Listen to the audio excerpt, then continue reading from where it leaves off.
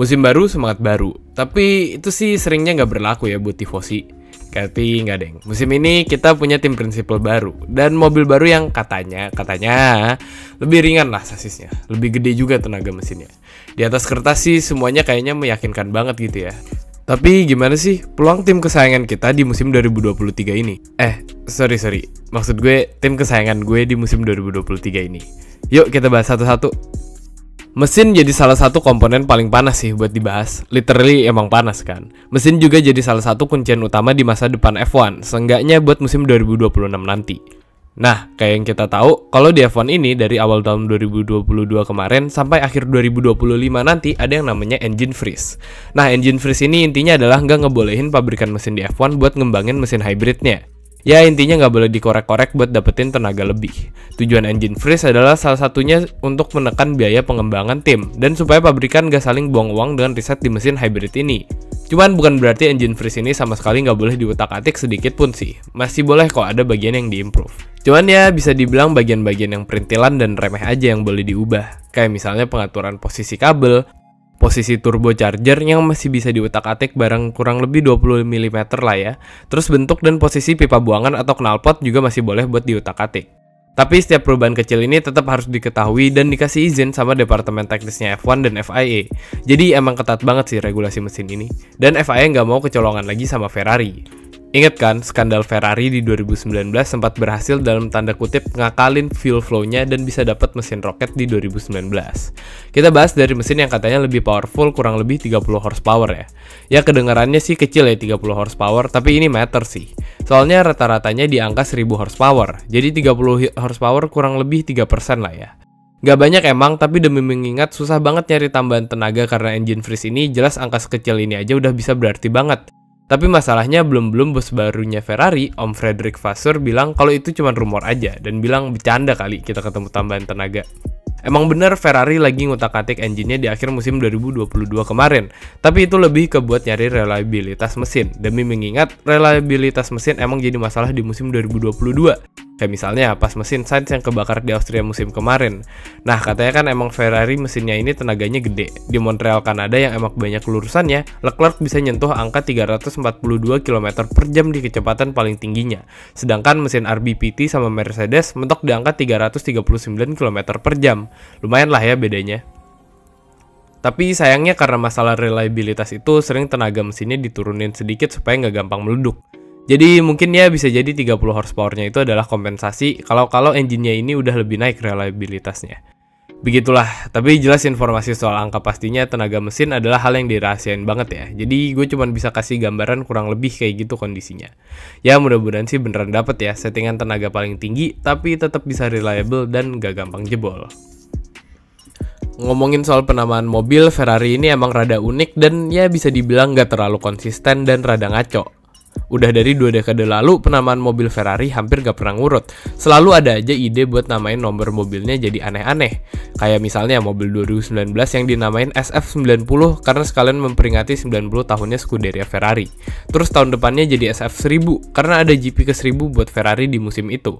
Atau tahun kemarin jadi F175 karena memperingati 75 tahun mobil yang dibuat di Maranello. Jadi kayak ada aja gitu alasan buat penamaan yang bikin jadi nggak bisa atau nggak mau ngurut dari tahun ke tahun.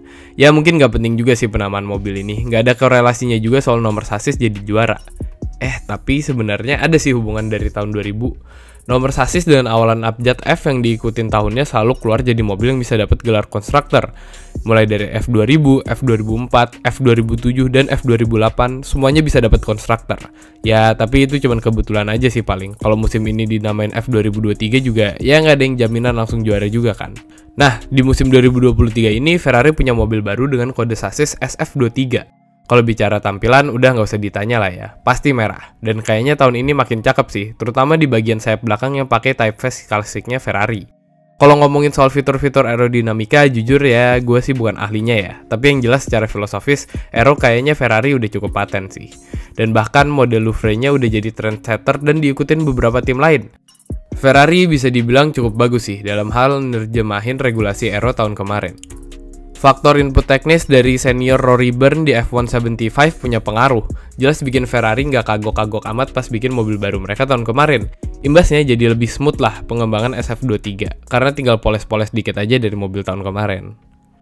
Musim 2023 ini adalah musim ketiga buat Charles dan Carlos. Dari 2 musim jalan di Ferrari, bisa dibilang kalau Leclerc lebih cepat, baik dari hasil kualifikasi dan balapan.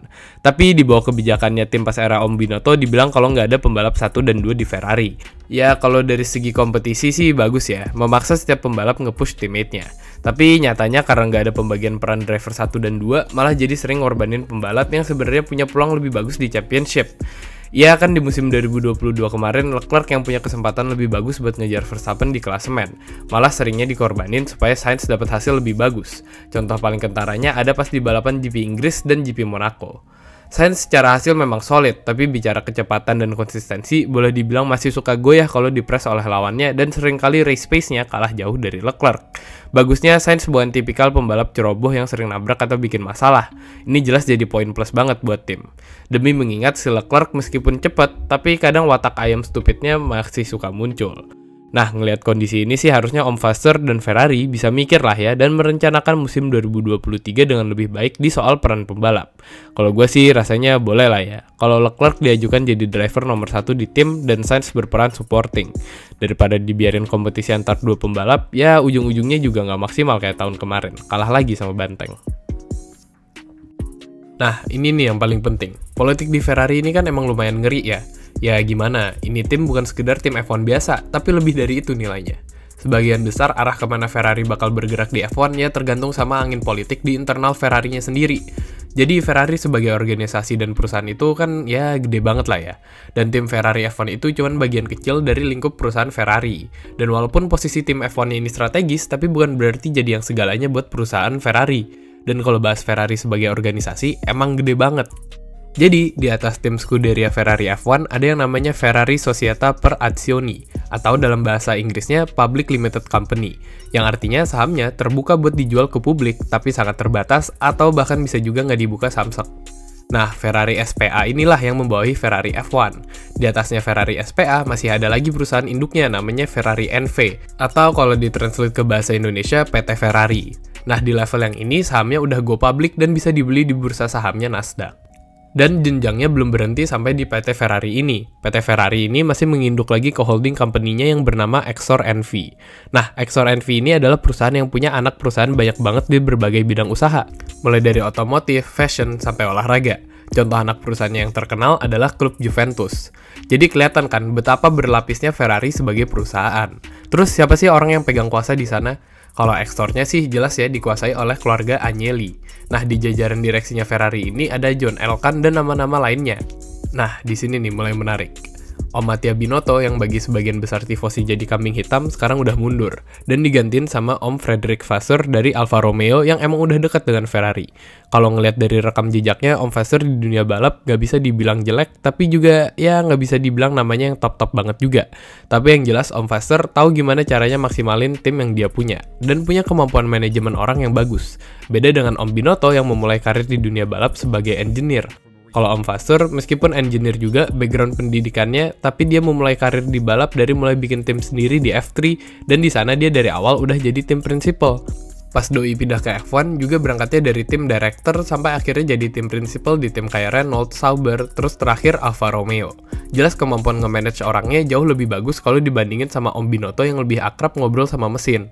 Dan juga Frederick Vasseur udah biasa nge-nurture talent pembalap, mulai dari Lewis Hamilton sampai Charles Leclerc. Jadi intinya man manajerialnya harusnya sih lebih bagus. Dengan rekam jejak kayak gitu, Om Vasseur mungkin bisa jadi kepingan puzzle yang kurang di Ferrari selama ini. Karena dari semua aspek, Ferrari nggak ada yang jelek-jelek banget. Dari masalah teknis dan mobil, udah menang lah bisa dibilang. Tapi seringnya Ferrari limbung karena masalah man managerial, kayak nge-trade pembalap atau soal keputusan strategi. Makanya, Om Vasseur mungkin bisa jadi orang yang tepat untuk masalah ini. Tapi masalahnya adalah Ferrari ini gak sesepele itu, jauh lebih kompleks. Om Vasseur di Ferrari ini gak serta-merta ngegantiin Om Binotto. Jadi jabatannya Om Binotto sebelum dia mundur dari Ferrari gak cuma sebagai tim principal, tapi Om Binotto juga jadi manajer direktur divisi olahraganya Ferrari, atau dengan kata lain seluruh lini balapnya Ferrari. Gak cuma yang di F1, dan itu semua dipegang sama Om Binotto ini. Jadi lumayan banget kan kekuasaannya Om Binotto di Ferrari. Ya dia kan emang udah lama banget jadi abdi dalamnya Ferrari, udah dari tahun 95 sampai 2022 kemarin. Wajar lah ya kalau jabatannya udah bagus. Sedangkan Om Vasseur begitu masuk dia di-hire buat jadi tim principal tanpa ada embel-embel jabatan lain yang spesifik. Ada sih tambahan jabatannya yaitu General Manager atau manajer umum. Kalau ngeliat dari nama jabatannya, kelihatannya lingkup kekuasaannya Om Vasseur cuma sebatas ngurusin operasional dan teknis tim Ferrari yang di F1 aja, nggak lebih. Jelas jauh lebih sempit ruang gerak dan wewenangnya Om Vasseur ketimbang Om Binotto. Dan emang kalau dari banyak pengamat dan pandit sih, masalah kewenangan dan otoritasnya Om Vasseur ini bisa jadi akan jadi masalah buat Om Vasseur dan Ferrari ke depannya. Karena dengan sempitnya wewenang Om Vasseur di Ferrari, otomatis dia nggak bisa banyak bergerak kalau manajemen yang atas nggak kasih ruang gerak buat Om Vasseur. Apalagi kalau CEO-nya punya agenda sendiri di Ferrari F1. Pastilah Om Vasseur susah buat nolak dan kurang bisa independen. Ya, gosipnya sih Om Vasseur di-backing oleh CEO Ferrari, Benedetto Vigna, dan CEO-nya Stellantis, Carlos Tavares. Stellantis ini adalah perusahaan yang satu grup bareng Exor, jadi ya masih di bawahnya John Elkann juga. Emang penting ya punya backingan di kantor, karena kalau Vasseur nggak bisa kasih langsung hasil bagus di tahun pertamanya, kayaknya susah buat dipertahanin. Ya intinya sih posisi Om Vasseur di Ferrari nggak yang superior-superior amat dan jelas punya beban berat di punggungnya. Habis gimana? Tim principal buat tim segede Ferrari emang butuh figur yang gede juga. Kalau enggak, emang bakal kelihatan kayak kegedean baju. Dan kabarnya sebelum Om Vasseur dijadiin tim principal, sebenarnya Ferrari mengincar nama-nama besar yang beredar di F1. Dan kalau dari rumor-rumornya sih, Ferrari pengennya Om Ross Brown. Tapi ya beliau nggak mau. Selain Om Brown, Ferrari kabarnya sempat deketin satu nama lain yang juga udah top di F1, yaitu Christian Horner. Tapi kabarnya ditolak sebelum mendekat. Kasian. Jadi gitulah, nggak bisa dapet nama-nama yang top, akhirnya mau nggak mau, ya jadi yang ada aja lah. Jelas nggak ideal sih, tapi ya mau gimana, yang penting berharap yang terbaik aja. Ya, akhir kata sih, Ferrari punya segalanya buat juara. Uang memadai, fasilitas lengkap, pembalap juga udah yang paling menjanjikan di grid, dan orang-orang di pabrik juga memadai. Yang susah adalah gimana ini nyatuin semuanya jadi bener dan maksimal. Dan lagi-lagi masalah politik dan kepemimpinan yang bisa bikin semua yang tadi udah gue sebut jadi sia-sia. Ya gue sih berharap bos baru di tim bisa bikin angin seger lah ya. Dan juga percuma lah lu mau 1-2 di awal atau menang sekali 2 kali di race awal, tapi cuman jadi runner up. Karena jelas buat tifosi menang atau enggak sama sekali. Tapi at least kalaupun belum menang juga, ya tolonglah jangan ngebadut mulu tiap race week. Nah, kalau menurut lu sih gimana nih Ferrari musim ini? Langsung aja komen di bawah ya, gimana prediksi kalian buat performa Ferrari tahun ini. Seperti biasa, makasih banyak udah nonton video ini. Jangan lupa like, share, dan subscribe kalau lu suka. Sampai ketemu di video berikutnya. Dadah!